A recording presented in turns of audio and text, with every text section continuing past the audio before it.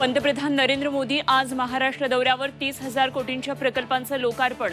देशातील सर्वात मोठ्या सागरी सेतूचं मोदींच्या हस्ते होणार उद्घाटन. आमदार अपात्रता निकालानंतर ठाकरे गटात धुसफूस, सूत्रांची माहिती, घटना बदलाची नोंद निवडणूक आयोगात का नाही? नेत्यांचे सवाल. तर कोणतीही धुसफूस नसल्याचा अनिल परब यांचा दावा. प्रतोद आमच्याकडे असल्यामुळे अजित पवार गटाची बाजू भक्कम, भुजबळांचा दावा. शिवसेनेच्या निकालानंतर अजित पवार गटाचा आत्मविश्वास वाढला.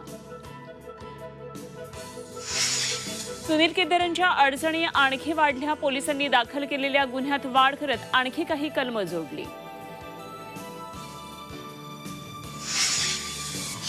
दहशतवादी हाफिज अब्दुल सलाम भुटावीचा पाकिस्तानच्या तुरुंगात मृत्यू. 26/11च्या हल्लेखोरांना दिलं होतं प्रशिक्षण.